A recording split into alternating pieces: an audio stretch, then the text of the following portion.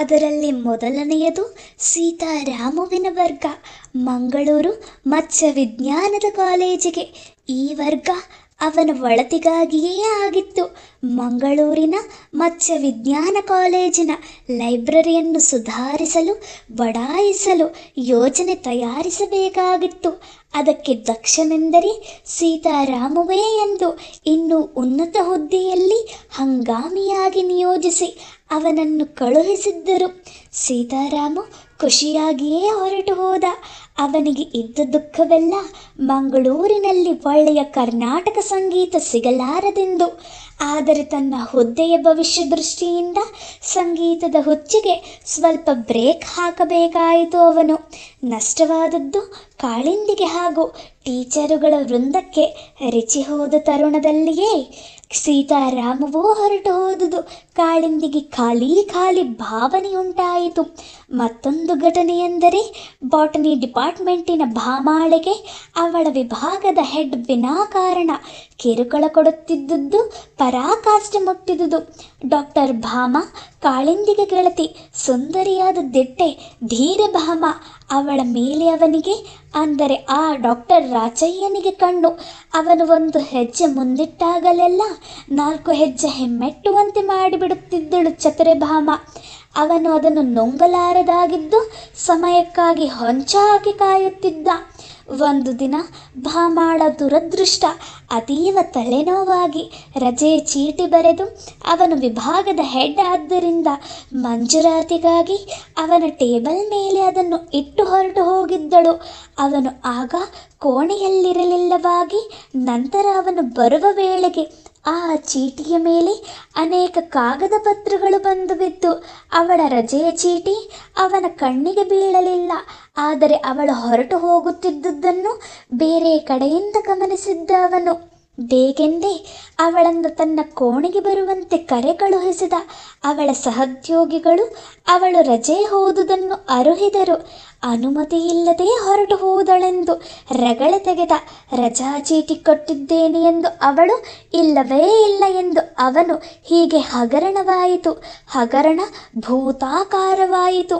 ಅವಳು ಯಾವಾಗಲೂ ಹಾಗೆಯೇ ಎಂದು, ದುರಹಂಕಾರಿ ಎಂದು, ಅವಿಧೇಯಳೆಂದು, ಯೂನಿವರ್ಸಿಟಿಯ ಯಾವ ನೀತಿ ನಿಯಮಗಳಿಗೂ ಅವಳು ಗೌರವ ಸಲ್ಲಿಸುವುದಿಲ್ಲವೆಂದು, ವಿಭಾಗದ ಮುಖ್ಯನಾದ ತನ್ನ ಯಾವ ಮಾತನ್ನು ತಿರಸ್ಕಾರ ದೃಷ್ಟಿಯಿಂದಲೇ ಕಾಣುವಳೆಂದು, ಜೊತೆಗೆ ತರಗತಿಗಳನ್ನು ಸರಿಯಾಗಿ ತೆಗೆದುಕೊಳ್ಳದೆ ವಿದ್ಯಾರ್ಥಿಗಳಿಗೆ ಸುಳ್ಳು ಗ್ರೇಡುಗಳನ್ನು ಕೊಡುವಳೆಂದು ಅವಳ ಮೇಲೆ ನಾನಾ ರೀತಿಯ ತಪ್ಪುಗಳನ್ನು ಸೃಷ್ಟಿ ಮಾಡಿ ಹೊರಸಿ ತನ್ನ ಮೇಲಾಧಿಕಾರಿಯಾದ ಶಿಕ್ಷಣ ನಿರ್ದೇಶಕರ ಮೂಲಕ ಉಪಕುಲಪತಿಗಳಿಗೆ ಒಂದು ರಿಪೋರ್ಟ್ ಬರೆದು ಅವಳ ಮೇಲೆ ಕ್ರಮ ಕೈಗೊಳ್ಳುವುದು ಅತ್ಯಗತ್ಯ ಎಂದು ಬರೆದಿದ್ದ. ಉಪಕುಲಪತಿಗಳು ಅದನ್ನು ಆಡಳಿತಾಧಿಕಾರಿಗಳಿಗೆ ಕಳುಹಿಸಿ ತನಿಖೆ ನಡೆಸಲು ಆದೇಶ ನೀಡಿದರು.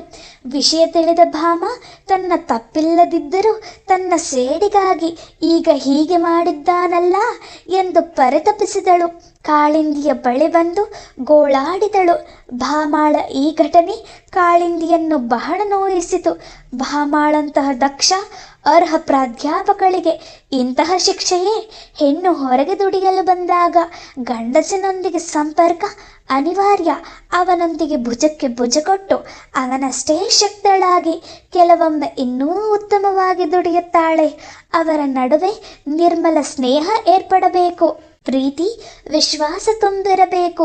ಒಬ್ಬೊಬ್ಬ ರಾಚಯ್ಯನಂತಹ ದುಷ್ಟ ಮನಸ್ಸಿನವರು ಮಧ್ಯೆ ನುಗ್ಗಿ ಬಂದು ಬಿಡುತ್ತಾರೆ. ಎಷ್ಟೇ ಉನ್ನತ ವ್ಯಾಸಂಗ ಮಾಡಿದ್ದರೂ ಮನಸ್ಸು ಮಾತ್ರ ಕಲುಷಿತವಾಗಿ ಕಾಮುಕವಾಗಿ ಇರುತ್ತದೆ.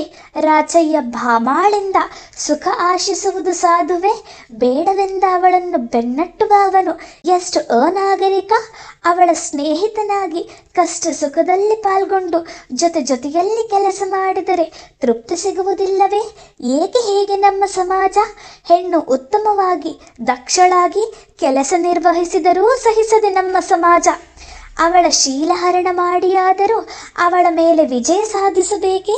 ಅದಾಗದಿದ್ದಾಗ ಅವಳ ಚಾರಿತ್ರ್ಯವಧಿಯನ್ನಾದರೂ ಮಾಡಿ ಸಂತುಷ್ಟರಾಗಬೇಕೆ? ಈ ಎರಡೂ ಘಟನೆಗಳಿಂದ ಬೇಸತ್ತಿದ್ದ ಅವಳ ಮನ ಅವಳ ಕಿವಿಯ ಮೇಲೆ ಬಿದ್ದ ಇನ್ನೊಂದು ಸುದ್ದಿಯಿಂದ ಹೆಚ್ಚು ಚಂಚಲವಾಯಿತು. ಆ ಸುದ್ದಿ ರಜೆಯ ಮೇಲಿದ್ದ ಮೇಘ ಧಾರವಾಡದಲ್ಲಿ ರಿಚರ್ಡ್ಸನ್ನರ ಸಹಾಯಕಿಯಾಗಿ ಅವರ ಸಂಶೋಧನೆಯಲ್ಲಿ ತೊಡಗಿಸಿಕೊಂಡಿದ್ದಾಳೆಂಬುದು. ಆ ಸುದ್ದಿ ಅವಳನ್ನು ನೋಯಿಸುವ ಕಾರಣವೇ ಇರಲಿಲ್ಲ. ಆದರೂ ಅದು ಅವಳಿಗೆ ಇಷ್ಟವಾಗದ ವಿಷಯ.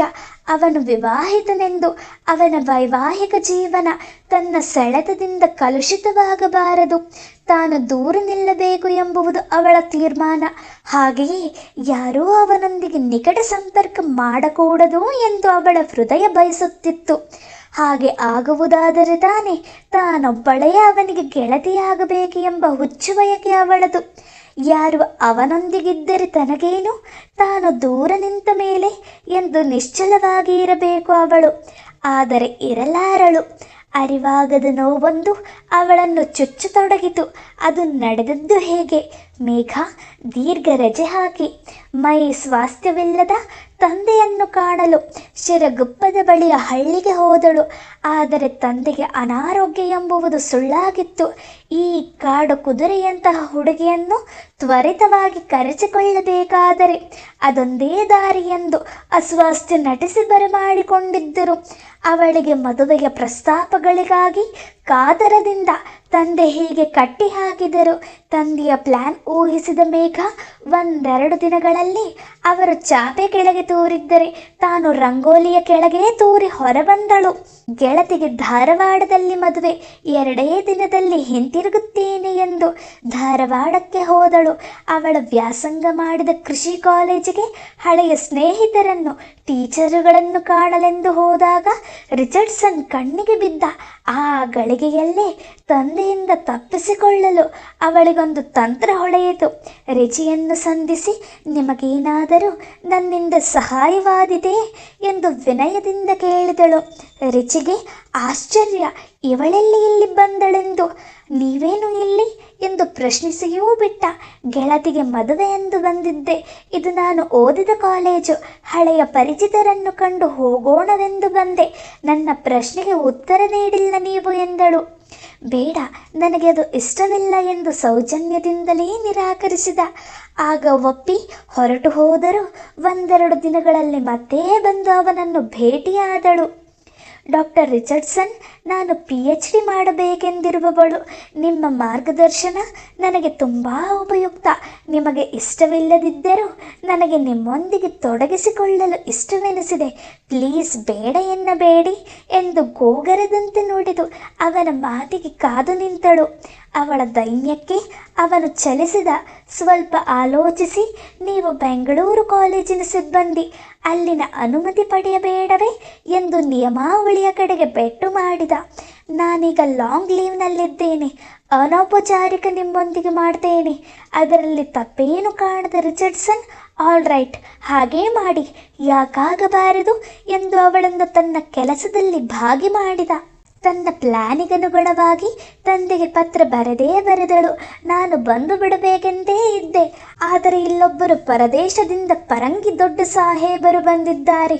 ಅವರ ಜೊತೆ ನಾನೇ ಕೆಲಸ ಮಾಡಬೇಕಂತೆ. ಈಗ ಬೇಡ ಅನ್ನೋ ಹಾಗಿಲ್ಲ. ಅದು ಮುಗಿದ ಮೇಲೆ ಬಂದು ನೀವು ಹೇಳಿದವರನ್ನ ಮದುವೆ ಆಗ್ತೀನಿ ಎಂದು ಸುಳ್ಳನ್ನೇ ತಲೆಯ ಮೇಲೆ ಹೊಡೆದಂತೆ ಬರೆದಳು. ಆ ಮುಗ್ಧ ತಂದೆ ಯಾವ ದೊಡ್ಡ ಸಾಹೇಬರೋ ಏನೋ, ಹೇಗೋ ಎಂದೋ ಎಂದಿನಂತೆ ಅವಳ ಆದೇಶಕ್ಕೆ ಗೋಣು ತೂಗಿದರು. ಮೇಘ ಬೀಸೋ ದೊಣ್ಣೆಯನ್ನು ರಿಚಿಯ ನೆರವಿನಿಂದ ತಪ್ಪಿಸಿಕೊಂಡಂತಾಗಿತ್ತು. ಅವಳು ರಜೆಯನ್ನು ಇನ್ನೂ ಬಡಾಯಿಸಿ ಎಂದು ಧಾರವಾಡದಲ್ಲಿ ಉಳಿದು ಬಿಟ್ಟಳು. ರಿಚಿಯ ಸಂಶೋಧನೆಯಲ್ಲಿ ತಲೆ ತೋರಿಸಿ ಈ ವಿವರಗಳೇನೂ ತಿಳಿಯದ ಕಾಳಿಂದಿ ತನಗೆಲ್ಲದ ಮೇಘಾಳ ಅದೃಷ್ಟಕ್ಕಾಗಿ ಸುಮ್ಮನೆ ನೋಯುತ್ತಿದ್ದಳು. ಆದರೆ ಎಷ್ಟೇ ಮಾನಸಿಕವಾಗಿ ನೋಯುತ್ತಿದ್ದರೂ ತಾಯಿ ತಂದೆಯರಿಗೆ ಅದರ ಸುಳಿವು ಕೊಡದಂತೆ ಗೆಲುವಾಗಿಯೇ ಇರುತ್ತಿದ್ದಳು ಕಾಳಿಂದಿ. ಮೇಘ ರಜೆ ಮುಗಿಸಿ ಡ್ಯೂಟಿಗೆ ಬಂದಳು. ಬಹಳ ಸಂತೋಷದಿಂದ, ಧನ್ಯತಾ ಭಾವದಿಂದ ಕಾಲೇಜಿಗೆ ಬಂದಳು. ಆದರೆ ಆ ಭಾವ ಉಳಿಯದಂತೆ ಇಲ್ಲಿ ಹಲವು ಘಟನೆಗಳು ಎದುರಾದವು. ಅವಳು ಮೊದಲು ಬೇಡಿದ್ದ 30 ದಿನಗಳಷ್ಟು ಮಾತ್ರ ರಜೆ ಅವಳ ಖಾತೆಯಲ್ಲಿತ್ತೆಂದು ಬಡಾಯಿಸಿದ ರಜೆಯೆಲ್ಲವೂ ಸಂಬಳವಿಲ್ಲದ ರಜೆ ಆಗಿ ಮಂಜೂರು ಮಾಡಲಾಗಿದೆ ಎಂಬ ಆದೇಶ ಬಂದ ಕೂಡಲೇ ಅವಳನ್ನು ಸ್ವಾಗತಿಸಿತು. ಅದನ್ನು ಜೀರ್ಣಿಸಿಕೊಳ್ಳುತ್ತಿದ್ದಂತೆಯೇ ಪ್ರೊಫೆಸರ್ ಸರ್ಜಾಪುರರಿಂದ ಕರೆ ಬಂದಿತ್ತು. ರಜೆ ಹಾಕಿ ಬೇರೆ ಕಡೆ ಡ್ಯೂಟಿ ಮಾಡಬಾರದು ಎನ್ನುವಷ್ಟು ತಿಳಿಯಬೇಡವೇ ನಿಮಗೆ ಮೇಘ? ಇನ್ನು ಮೇಲೆ ಇಂಥ ಕೆಲಸ ಮಾಡಿರಿ ಜೋಕೆ ಡಿಪಾರ್ಟ್ಮೆಂಟಿನ ಮಾನ ತೆಗೆದಿರಲ್ರಿ ಎಂದು ಎದುರಿಗೆ ನಿಲ್ಲಿಸಿಕೊಂಡು ಚಿಮಾರಿ ಹಾಕಿದರು. ಸೇವಾ ನಿಯಮಗಳಿಗನುಗುಣವಾಗಿ ತಾನು ಮಾಡಿದುದು ತಪ್ಪೇ ಇರಬಹುದು. ರಿಚಿ ಹೇಳಿದ್ದರೂ ಕೂಡ ತಾನು ಕೇಳಿರಲಿಲ್ಲ. ತನ್ನನ್ನೇ ವಿಮರ್ಶಿಸುತ್ತಾ ಕೂತಳು. ಸಹೋದ್ಯೋಗಿಗಳು ಮುಕುರಿಕೊಂಡರು, ಗೋಳು ಹೊಯ್ಯಲಾರಂಭಿಸಿದರು. ಏನ್ರಿ ಮೇಘ, ಫಾರಿನ್ ಪ್ರೊಫೆಸರ್ಗೆ ಬಹಳ ಮಸ್ಕ ಹೊಡಿತಿದ್ರಂತೆ, ಧಾರವಾಡದಲ್ಲಿ ಏನು ಸಮಾಚಾರ? ಇಲ್ಲಿ ರಜಾ ಅಲ್ಲಿ ಮಜಾ ಅಲ್ವೇನ್ರಿ ಮೇಘ? ಏನಲ್ಲವ್ವ, ಅಲ್ಲಿಗೆ ಅಟ್ಟಿಸ್ಕೊಂಡು ಹೋಗ್ಬೇಕಿತ್ತೇನ್ರಿ? ಇತ್ಯಾದಿ ಇತ್ಯಾದಿ ಪ್ರಶ್ನೆಗಳು. ಕೈಗಳಿಂದ ಕಿವಿ ಮುಚ್ಚಿ ಪ್ಲೀಸ್ ಸಾಕ್ ಮಾಡಿ, ನನ್ನ ಕಷ್ಟ ನನಗೆ ಎಂದು ಕಿರುಚಿದಳು. ಅವಳ ಕಣ್ಣಾಲಿಗಳು ತುಂಬಿ ಬಂದವು. ಏನಮ್ಮ ಅಂತಹ ಕಷ್ಟ? ನಮ್ಮಪ್ಪ ಸುಳ್ಳು ಸುಳ್ಳು ಆರೋಗ್ಯ ಸರಿ ಇಲ್ಲ ಅಂತ ಕರೆಸಿ ಮದುವೆ ಅಂತ ಶುರು ಮಾಡಿದ್ರು. ತಪ್ಪಿಸ್ಕೋಬೇಕಂತ ಇದ್ದಾಗ ರಿಚಿ ಕಾಣಿಸಿದ್ರು. ನಮ್ಮಪ್ಪಂಗೆ ಪರಂಗಿಯೋರು ಅಂದರೆ ಒಂದು ವಿಧವಾದ ಗೌರವಪೂರಿತ ಭಯ. ಅದನ್ನು ಉಪಯೋಗಿಸಿ ಪರಂಗಿ ಸಾಹೇಬ್ರ ಹತ್ರ ನಾನು ಕೆಲಸ ಮಾಡಲೇಬೇಕಾಗಿ ಬಂದಿದಪ್ಪ ಅಂತ ರೈಲು ಬಿಟ್ಟೆ. ಸದ್ಯಕ್ಕೆ ಸಂದಿಗ್ಧ ಪರಿಸ್ಥಿತಿಯಿಂದ ತಪ್ಪಿಸ್ಕೊಂಡೆ. ಯಾವ ಪ್ರಾಬ್ಲಮ್ಮೂ ಇಲ್ಲ. ಈಗ ರಜಾ ಮುಗಿಸಿ ನಾನು ಬಂದರೆ ಕೆಟ್ಟ ಮಾತೆಲ್ಲ ಆಡ್ತಿರಲ್ರಿ. ಬಿಡೋ ರೈಲು ಬೆಂಗಳೂರಿಗೆ ಬಿಟ್ಟು ಬಂದು ಬಿಡಬಹುದಿತ್ತಲ್ಲ. ಹೌದು, ಆದರೆ ಧಾರವಾಡ ನನಗೆ ಹೆಚ್ಚು ಇಷ್ಟ. ನಾನು ಓದಿದ ಕಾಲೇಜು, ಜೊತೆಗೆ ಡಾಕ್ಟರ್ ರಿಚರ್ಡ್ಸನ್ ಅಲ್ಲಿ ಇದ್ದಿದ್ದರಿಂದ ಕೆಲಸ ಮಾಡೋದು ಸುಲಭ ಆಯಿತು. ಏನೇ ಹೇಳಿ, ಡಾಕ್ಟರ್ ರಿಚಿಯವರ ಜೊತೆ ಕೆಲಸ ಮಾಡೋದೇ ಒಂದು ಅನುಭವ ರೀ. ಯಾರೂ ನನಗೆ ಜೊತೆ ಬೇಡ ಅಂತ ಇಲ್ಲಿ ಯಾರನ್ನೂ ಸೇರಿಸ್ಕೊಳ್ಳೇ ಇಲ್ಲ. ಅಲ್ಲೂ ಹಾಗೆ ಯಾರನ್ನೂ ತಗೊಂಡಿರಲಿಲ್ಲ. ಸ್ಟೂಡೆಂಟ್ಸ್ನ ಮಾತ್ರ ತೊಡಗಿಸಿಕೊಳ್ತಾ ಇದ್ರು. ನಾನೇ ಪ್ರೆಷರ್ ಹಾಕ್ತೆ, ಒಪ್ಕೊಂಡ್ರು. ಪುರುಸೊತ್ತಿಲ್ದೆ ದುಡಿತಾನ್ರಿ ಮನುಷ್ಯ, ಹಾಗೆ ದುಡಿಸ್ತಾನೆ ಕೂಡ. ಸಾಧಾರಣವಾಗಿ ಅಮೇರಿಕಾದಲ್ಲಿ ಪ್ರತಿ ವಾರದ ಕೊನೆಯಲ್ಲಿ ವೀಕೆಂಡ್ ಪಿಕ್ನಿಕ್ ಹೋಗ್ತಾರಲ್ಲ ಅಂತ ಒಂದಿಬ್ಬರು ಪಿಕ್ನಿಕ್ ಅರೇಂಜ್ ಮಾಡಿ ಬನ್ನಿ ಸರ್ ಅಂದರೆ ಪಿಕ್ನಿಕ್ ಹೋಗೋಕೆ ಭಾರತಕ್ಕೆ ಬಂದಿಲ್ಲ. ಮೊದಲು ನನ್ನ ಸಂಶೋಧನೆ, ಅದನ್ನು ಬೇಗ ಮುಗಿಸಿ ಕಡೆ 1-2 ತಿಂಗಳು ಕರ್ನಾಟಕ ಭಾರತ ಎಲ್ಲ ಸುತ್ತ ಯೋಚನೆ ಇದೆ ಎಂದು ಬಿಟ್ರಂತೆ. ನೀವು ಅಲ್ಲಿ ಹೋಗಿ ರಿಚರ್ಡ್ಸನ್ ಬಗ್ಗೆ ಸಂಶೋಧನೆ ಮಾಡಿದ್ರಿ ಅನ್ನಿ ಎಂದು ಕುಚೋದ್ಯವಾಡಿದ ಒಬ್ಬ ಸಹೋದ್ಯೋಗಿ. ಸಂಶೋಧನೆ ಮಾಡೋ ರೀತಿನ ಚೆನ್ನಾಗಿ ಕಲ್ತ್ಕೊಂಡೆ. ಅವರ ತಲ್ಲೀನತೆ, ಅವರ ಪ್ರಾಮಾಣಿಕತೆ ನಮಗೆ ಬರಲ್ಲ ಬಿಡಿ. ನಿಮ್ಮ ಹಾಗೆ ಕುಚೋದ್ಯ ಮಾಡೋದು ಅವರಿಗೆ ಬರಲ್ಲ. ನೀವೇ ಎಕ್ಸ್ಪರ್ಟ್ ಎಂದು ಸ್ವಲ್ಪ ಕಠಿಣವಾಗಿಯೇ ನುಡಿತು. ಅವರಿಂದ ಬಿಡಿಸಿಕೊಂಡು ಹೊರಟು ಹೋದಳು. ಈ ವಿವರಗಳು ಕಾಳೆಂದಿಗೆ ತಿಳಿದಾಗ ಹಾಯೆನಿಸಿತು. ಈಗ ರಿಚಿ ಮಂಗಳೂರಿಗೆ ಹೋದರೆ ಪಶ್ಚಿಮಕ್ಕೆ ಮಳೆಗಾಲದಲ್ಲಿ ಹೋಗುತ್ತೇನೆ ಎಂದಿದ್ದರು. ಇನ್ನೇನು ಪ್ರಾರಂಭವೇ ವರ್ಷಕಾಲ, ಅಥವಾ ಇನ್ನೂ ಬಿಜಾಪುರ ಸಿರುಗುಪ್ಪ ಎಂದು ಸುತ್ತುತ್ತಿದ್ದಾರೆಯೇ? ಮೇಘಾಳನ್ನು ಕೇಳಿದ್ದರೆ ಅವನ ಕಾರ್ಯಕ್ರಮ ತಿಳಿಯುತ್ತಿತ್ತು. ಅದೇಕೋ ಕೇಳಲು ಹಿಂದೇಟಾಯಿತು.